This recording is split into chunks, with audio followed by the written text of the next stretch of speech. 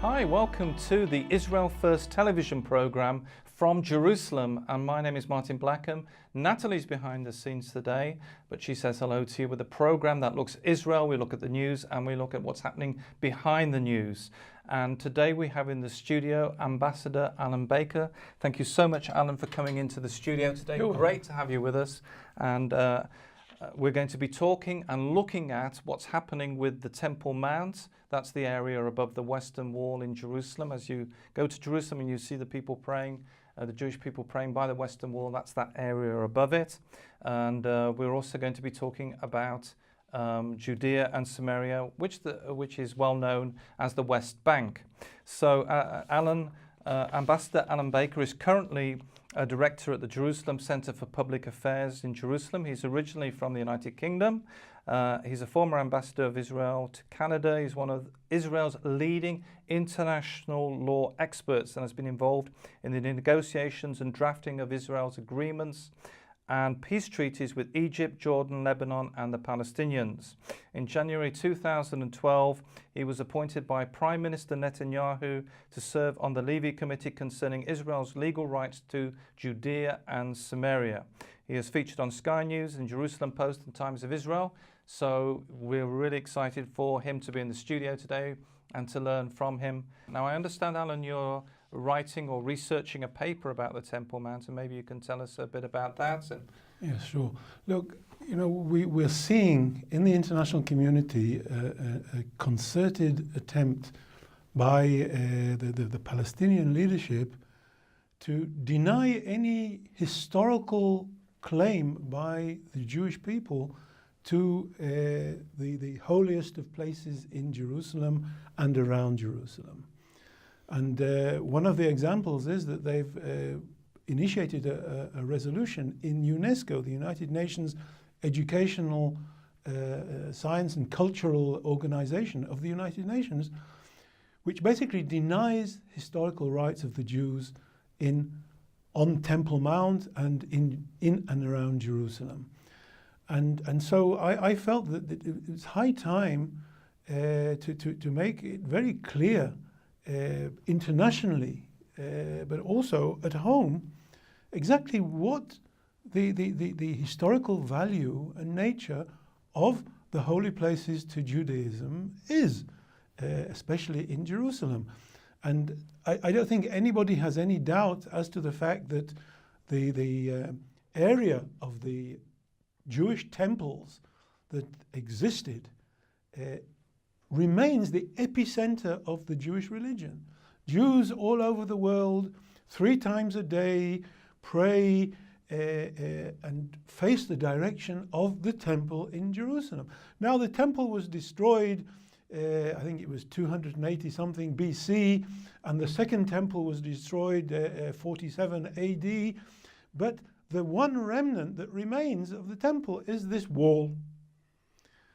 Now, over hundreds of years, the issue of praying in or access to the area of the temple has always been a problem, because when the Ottomans took over the area of the Middle East, they issued, it was called a firman, it was a declaration by the Sultan that nobody except Muslims can pray and enter into the area of Temple Mount, which means no Christians, no Jews, no one, only Muslims. And this became a sort of status quo. It was started in the 1700s, 1800s. Before then, from my historical research, there was a small synagogue on Temple Mount, and Jews were able to come and pray, and Christians were able to come, and it was open. From then, it was closed. And this became a sort of custom. And when Israel took over the eastern part of Jerusalem, including Temple Mount, the question was whether we shouldn't reopen it for Jews, because it is the very center of Judaism.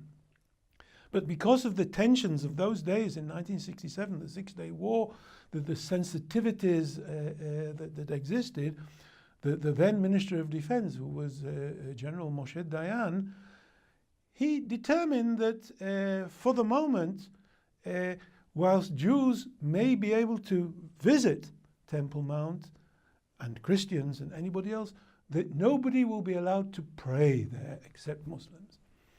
Now, rather than this being a temporary arrangement until things calmed down, this became a continuation of the status quo.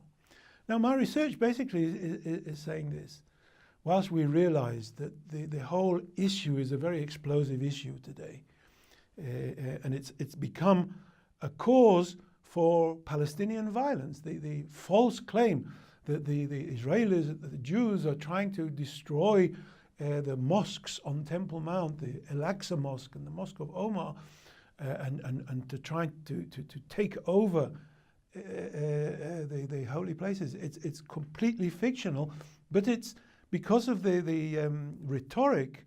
The average Palestinian in the street, or in English we say the man on the Clapham omnibus, believes this type of propaganda and therefore is given to incitement to violence. Now, my research is basically to say, look, according to international law, according to the International Human Rights Conventions, everybody has a right to worship wherever he or she wants. And in other words, whether it's St. Peter's Square or whether it's Temple Mount or wherever it is, nobody can be limited from going there. Obviously, I as a Jew wouldn't go into the St. Peter's Church or St. Paul's Cathedral or anywhere else and start praying. It just wouldn't be done, and it's not acceptable.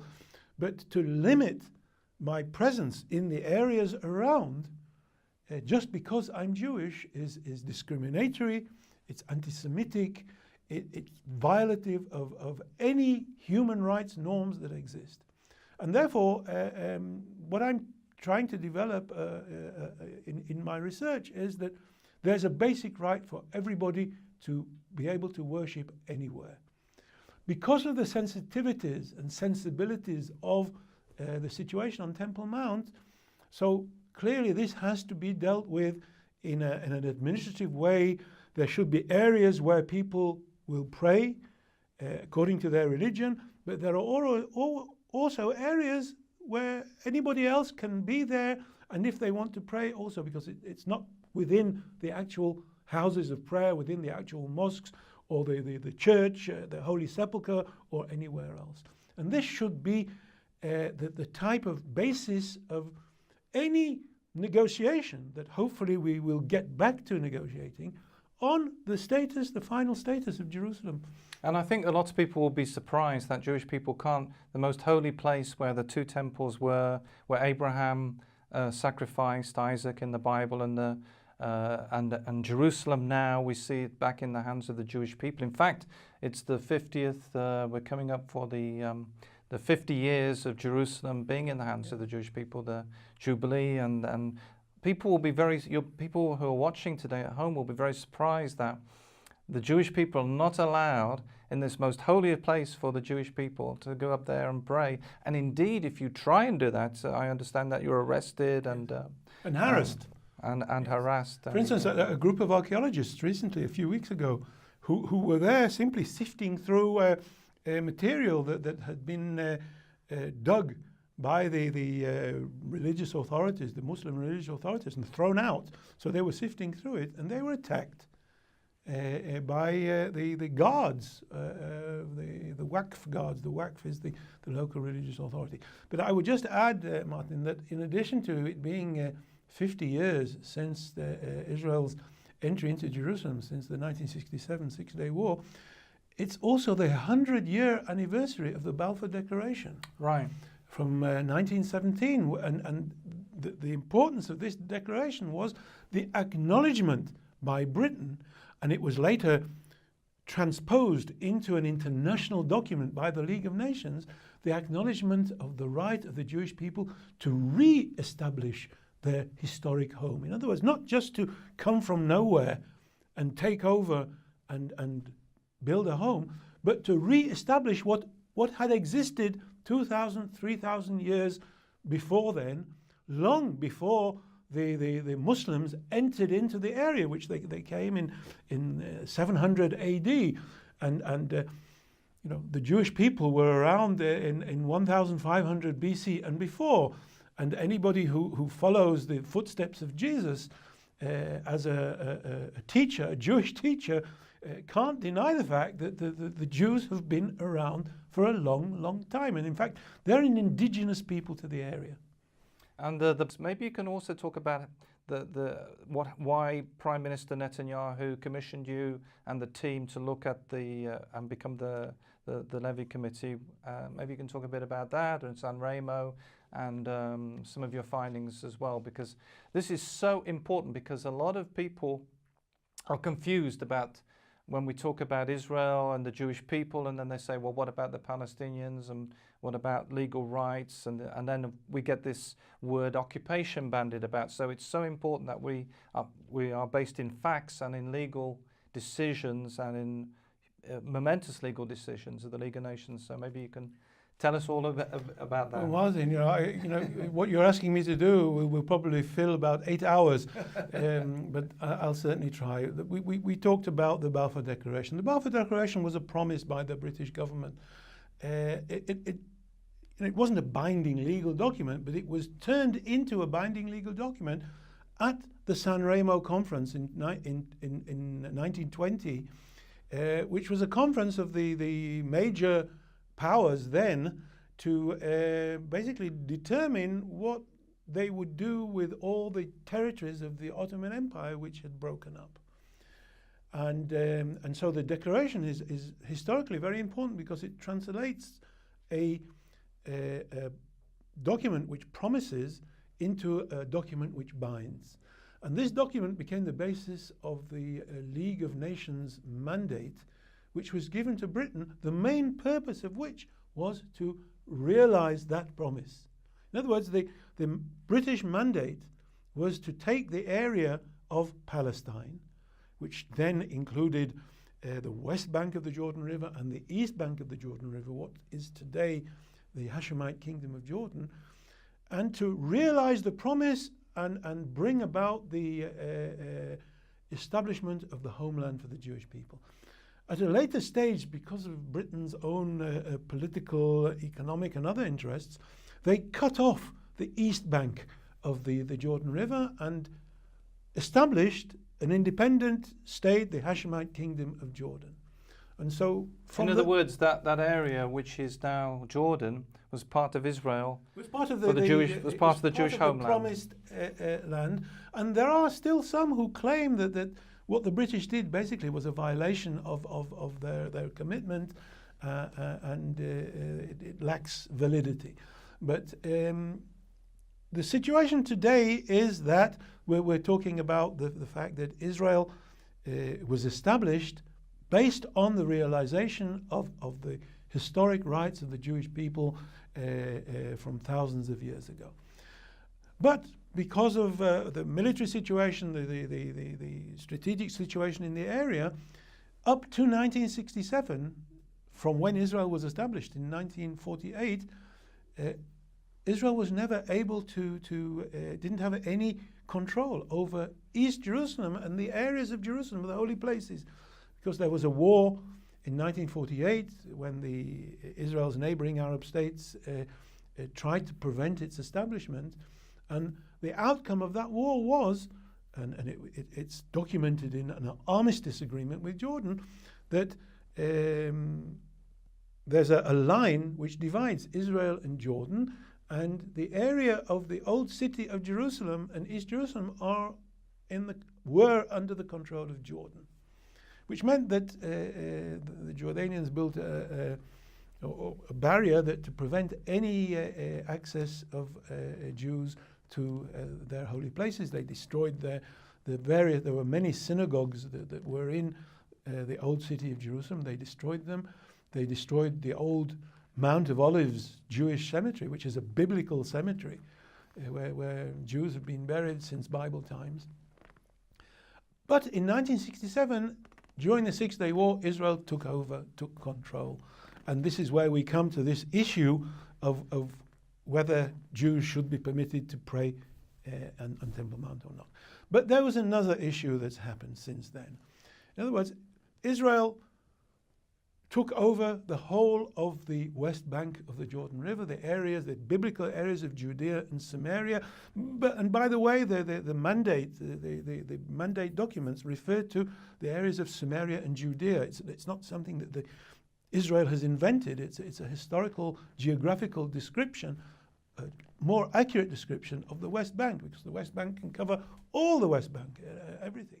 And what people may not know at home is that this is in the Bible. You know, the cities of Shiloh and or Shiloh, as it's called here, and Hebron and even Jerusalem are all in this area. Yes, these were all Jewish towns, centers of Jewish learning throughout biblical history, and by the way, I should add that if anybody has any doubts or doesn't even accept what's written in the Bible, then there are historical writings by Persians, Romans, Greeks who wandered around the area before the birth of Christ, who talk about and describe this strange tribe of people who eat strange foods and have their heads covered all the time. You know and I know what they're talking about. And then if people don't believe that, then you've got the archaeological remains that are exhibited in museums throughout the world, but especially in Israel, the Israel Museum and museums in the various universities throughout Which Israel. they're finding all the time. Even as we speak, there's construction going on for the new highway from Tel Aviv to Jerusalem, and of course the railways. And you can see an archaeological site there. Right. Because anybody, if you dig in your garden deep enough, you'll find some archaeological remain, because this is the center of the beginnings of humanity. And so that's why there are very strict rules. Any roadworks or any building that discovers caves or burial caves or old walls or pots and things like that, everything has to stop. They have to look at it, they have to document it and decide whether it can be covered or not covered, or protected or not protected. But to come back to the issue, Israel found itself in the West Bank in all these areas. And there was a huge question as to whether, if we're already here, then let's realize the rights of the Jewish people to its land, including these biblical areas. Now, with respect to the town of Hebron, Hebron was always a Jewish city from the days that Abraham purchased land. He purchased a cave in order to bury his wife and his sons. And this was a widely publicized legal purchase, and it's highly documented in the Bible. And since then to today, there's been a Jewish presence in Hebron and so a lot of the properties that were owned by Jews from the late 1800s and early 1900s, and Jews were deported from Hebron by the Jordanians between 1948 and 1967. They weren't allowed to live there, and they were, to a large extent, also murdered. Family members of those families who still had their properties registered in their names were given the right to return to Hebron and rebuild. And so the Jewish presence in Hebron today is a historic presence, and it's families that have returned to what was originally part of their own family belongings. Now, international law has very serious rules with respect to what does a power that takes over territory that belongs to another power, what rights does it have? And here we come to the question that you asked of occupation. Now, occupation is a set definition in international law. It means state A occupies the sovereign territory of state B during a war. And this occupation is a legal situation that can exist as long as there's no peace treaty between the two sides. If there's a peace treaty and the territory goes back or is divided, then it's no longer occupied.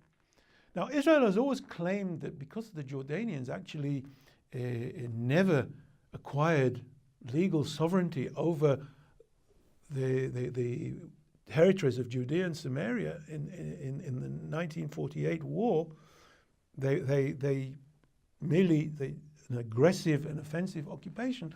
Therefore, they never acquired sovereignty, and their presence there was actually never really recognized by the international community. Even the Arab League refused to recognize it. Only the British and Pakistan actually recognized the validity. And so Israel has always claimed that it can't be viewed as an occupying power because the requirements for occupation don't exist. State A didn't occupy the sovereign territory of State B because State B didn't have sovereignty over the territory. And so in Latin we call it sui generis. It's a special situation, a unique situation which has no example anywhere else in the world. It's a special situation. And what makes it even more special? The fact that there was, or there still is, a local Palestinian population in the area.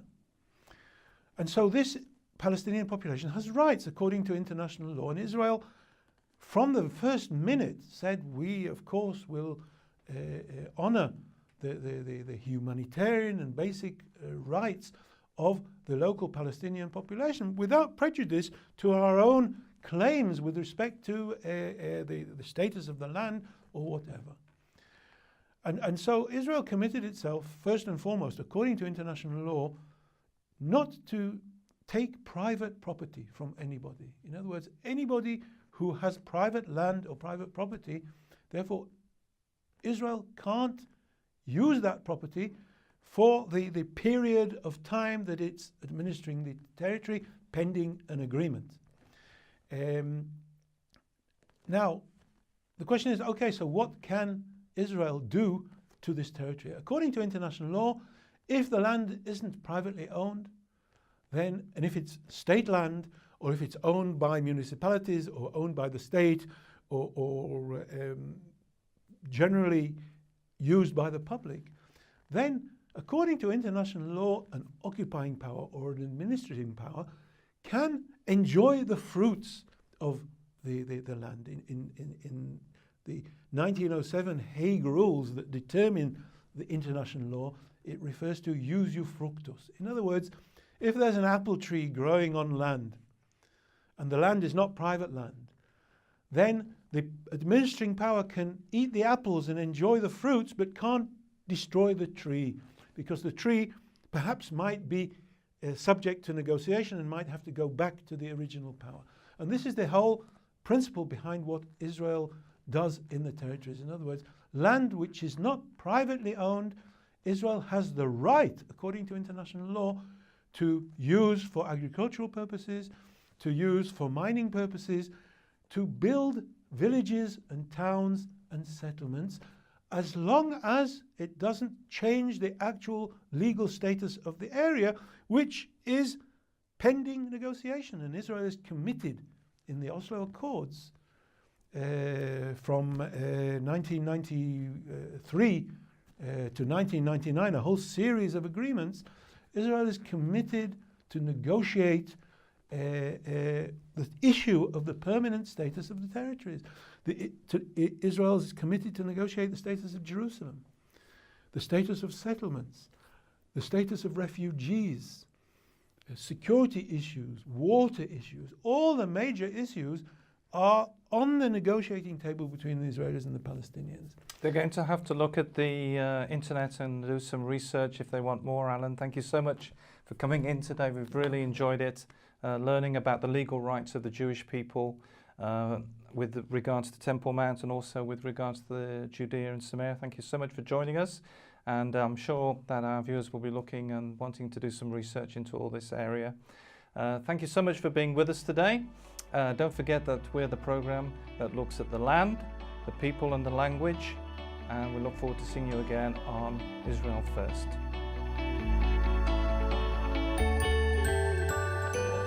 This evening, friends, were at the Western Wall, which is called also in Hebrew the Kotel, and it was called for a long time the Wailing Wall, because the Jews have been praying for so many centuries to come again in Israel and to be able to pray here.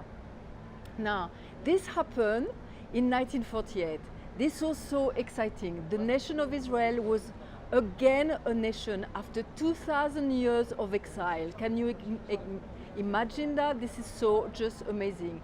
But one thing that we have to remember also, in 1948, when Israel was a nation again, the whole city was ransacked and many synagogues were destroyed.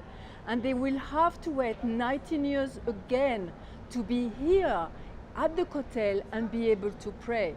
This happened at the 6th of June of 1967, which was the 6 Days War. So the amazing things during the war, the 6-day war, there is this general, the General Motagur, who went, and the paratroopers arrived by the Lion Gate, which is above on the other side of the Kotel, and they took the Temple Mount. And I don't know if you remember this amazing recording where Motagur, the general, said, the Temple Mount is in our hands.